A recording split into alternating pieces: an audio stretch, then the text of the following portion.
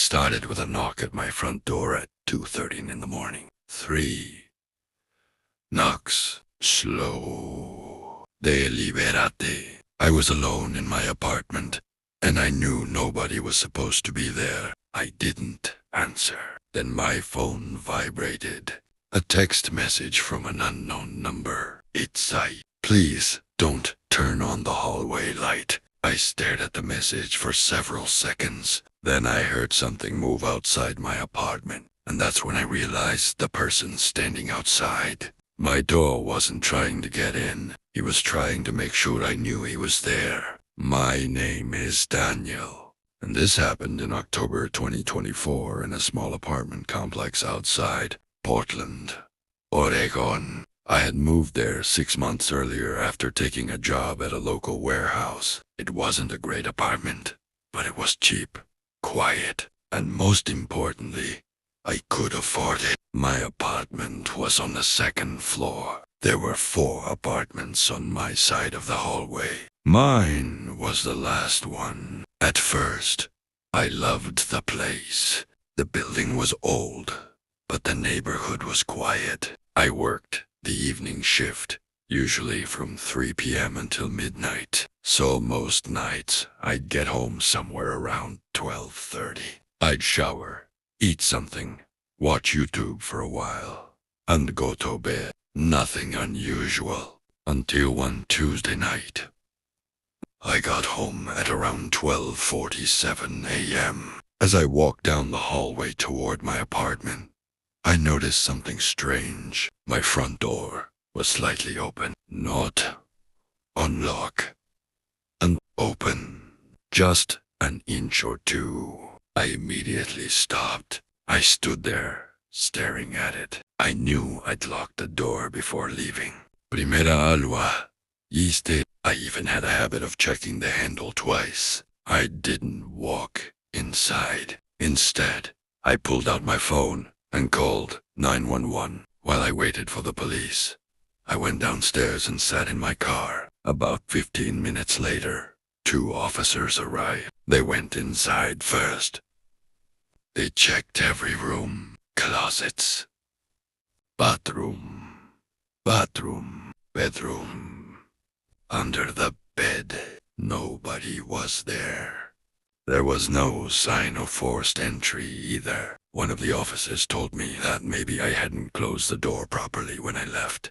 I wanted to believe him. So, primera did. The next morning, I bought a cheap indoor security camera. I placed it on a shelf facing my front door. I figured that would be enough.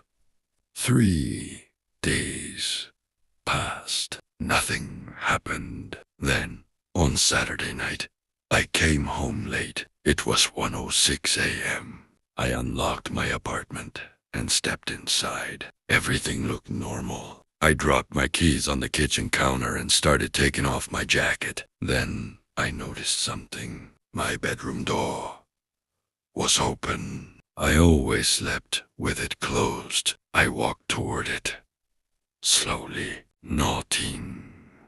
The room was empty, but when I looked at the security camera footage from earlier that day, I saw something that made my stomach turn. At 4:18 p.m., while I was at work, the camera had recorded movement. Someone had walked past my apartment door. I couldn't see their face. They were wearing a dark hoodie, but that wasn't what scared me. The person stopped directly in front of my door. They stood there for almost 30 seconds. Then they leaned toward the door, almost like they were listening. Finally, they walked away. I called the police again. They told me there wasn't much they could do unless the person actually entered my apartment. I asked my landlord if there were cameras in the building. Tere, where, who? But according to him, the hallway camera on my floor had been broken for weeks. That night, I barely slept. The next day, I changed my locks. I also bought a door sensor.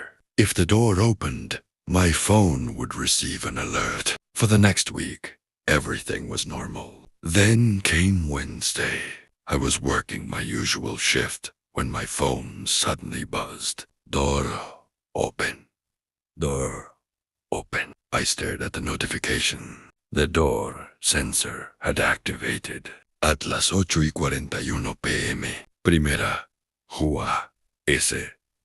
Otewar. I opened my security camera app. The camera was offline. I tried reconnecting. Nothing. I called my landlord. No answer. I called the police. Then I drove home. I probably shouldn't have, but I couldn't just sit there wondering what was happening inside my apartment. When I reached the building, every light on the second floor was off. I climbed the stairs. My apartment door was closed. The lock was intact. I stood there for almost a minute before unlocking it. Everything looked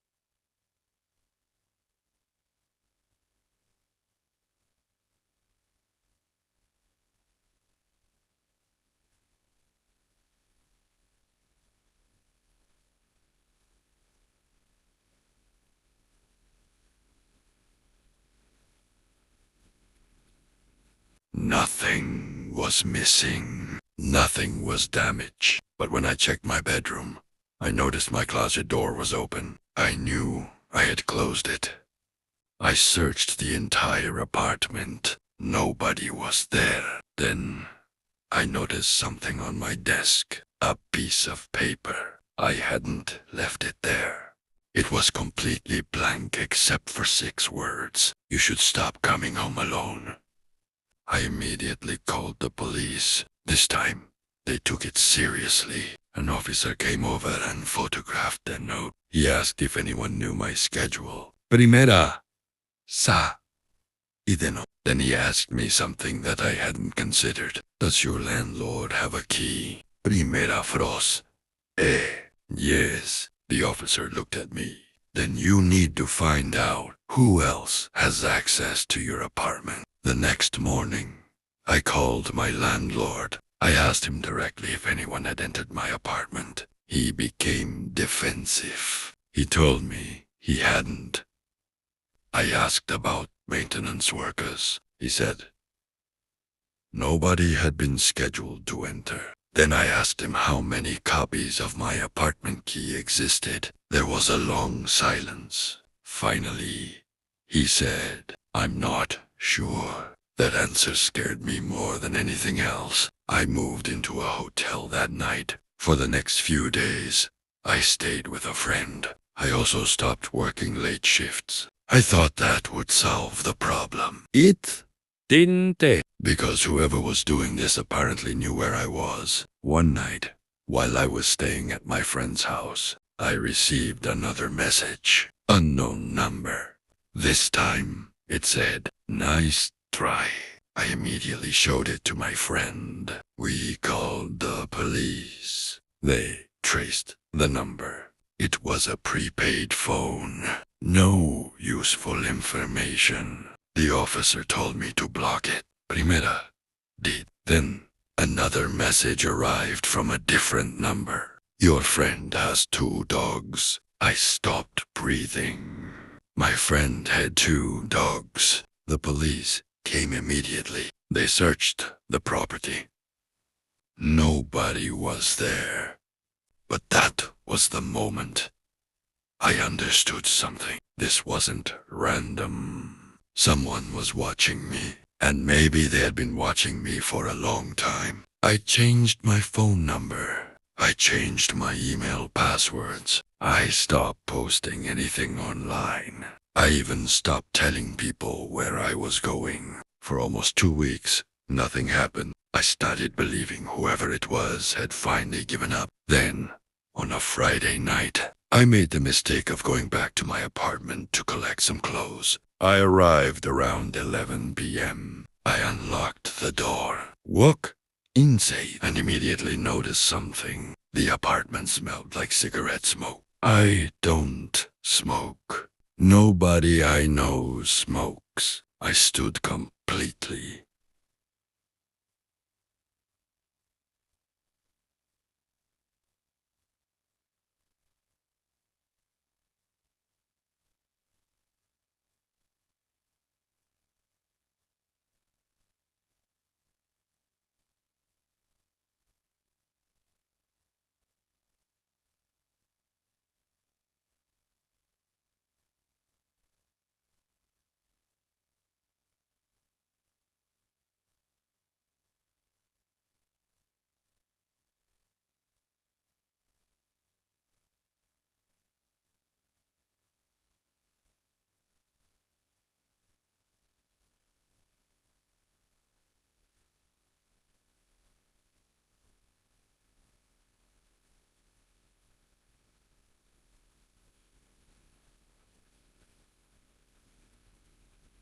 Then I heard a sound from the bedroom, a soft creak, like someone had shifted their weight. I didn't investigate. I quietly backed toward the door. I reached for my phone, and that's when I heard a man's voice from inside my bedroom.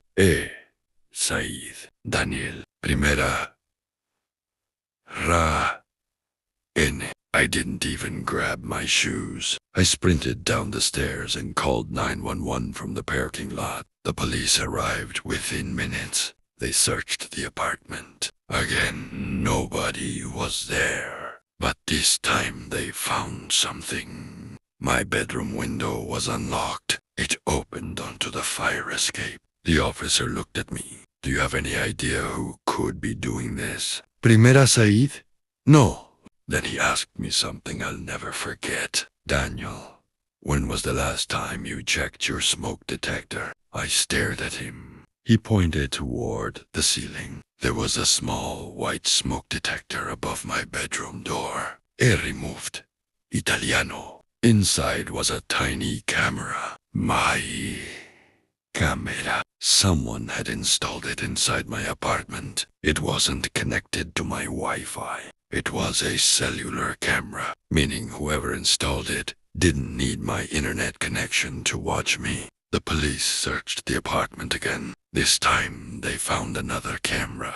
Then another. 3 cameras total. One facing the front door, one facing the living room, and one facing my bedroom. He felt sick. The person hadn't just been watching my apartment. They had been watching me.